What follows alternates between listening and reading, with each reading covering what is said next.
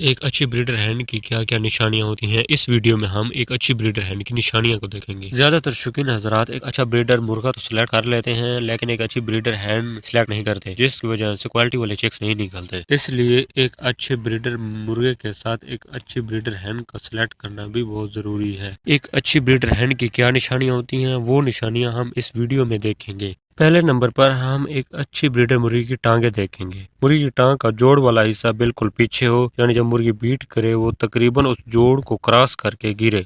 ये बहुत ही शानदार नस्ल की मुर्गी साबित होगी और इसका जो बच्चा होगा वो टांगे उठा उठा कर चलेगा, क्योंकि मुर्गी की टांगे कमानी होने की वजह से उसकी खुसूसियत उसके बच्चों में मुंतकिल होंगी। इसके अलावा मुर्गी की टांग को दबा कर देखें, अगर मुर्गी की टांग पीछे से भी नरम है और आगे से भी नरम है तो ऐसी मुर्गी बेकार है। मुर्गी की टांग का सख्त होना बहुत जरूरी है। दूसरे नंबर पर हम मुर्गी का पंजा देखते हैं। अच्छी ब्रीडर मुर्गी का जो पंजा है वो खुला हुआ हो, साथ मिला हुआ ना हो, चाहे छोटा पंजा हो या बड़ा पंजा हो। ये देखें कि मुर्गी की सबसे जो छोटी उंगली है, जिसको हम चीची उंगली बोलते हैं, वो टेढ़ियों के साथ मिली हुई ना हो, बल्कि सीधी खुली हुई हो। ऐसी मुर्गी भी एक अच्छी ब्रीडर होगी। और अगर मुर्गी की सेंटर वाली उंगली बाकी उंगलियों की निस्बत लंबी और मोटी हो, और मोटी इतनी हो जितनी एक इंसान की उंगली हो, तो वो बहुत ही हार्ड हिटर चिक्स निकालेगी। तीसरे नंबर पर हम मुर्गी के परों को देखते हैं। असील ब्रीडर की निशानी यह है कि उसके पर बिल्कुल मुलायम हो। अगर आप अपना हाथ उसके परों पर रखते हैं तो यूं महसूस हो कि आपका हाथ फिसल रहा है, पर एक दूसरे के साथ मिक्स ना हो। ये ना हो कि मुर्गी की जल्द नजर आ रही हो। मसलन पानी का एक कतरा उसके जिस्म पर गिरे तो एक पर से तमाम परों को छूता हुआ नीचे जा गिरे, इसके परों में ना घुसे।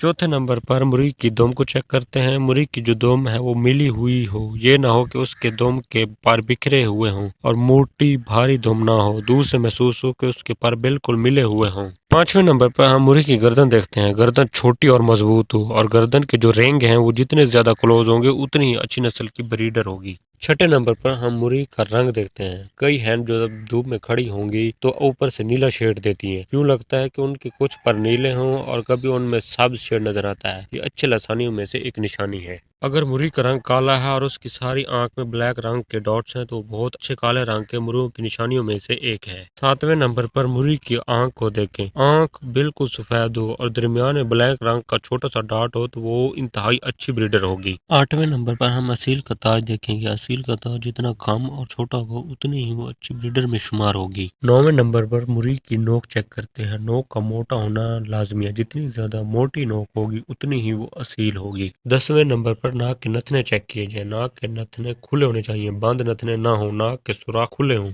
11वें नंबर पर जोड़ों को देखते हैं। मुर्गी के जोड़ को दबाकर चेक किया जाए, जोड़ मजबूत और जुड़े हुए हों। अगर जोड़ खुले हों तो मुर्गी बेकार है। 12वें नंबर पर मुर्गी के सीने वाली हड्डी को चेक किया जाए। जिस मुर्गी की सीने वाली हड्डी और बीट वाली जगह का फासला ज्यादा हो वो मुर्गी भी बेकार है। जितना फासला कम होगा तो वो अच्छी ब्रीडर मुर्गियों में शुमार होती जाएगी। अगर फासला बिल्कुल ना हो तो वो बहुत ही शानदार मुर्गी होगी। मादा मुर्गी को उठाकर थोड़ा उल्टा करें और वो टांगे अपने जिस्म के साथ मिलाएं तो वो बहुत ही हार्ड हिटर ब्रीडर होगी। उसके जितने भी बच्चे पैदा होंगे वो सख्त जान होंगे। जिस मुर्गी में ये सारी निशानियां पाई जाएं तो वो नायाब ब्रीडर है। कोशिश करें कि 4 से 5 निशानियां भी ऐसी मिल जाती हैं तो वो हैन एक अच्छी ब्रीडर साबित होगी।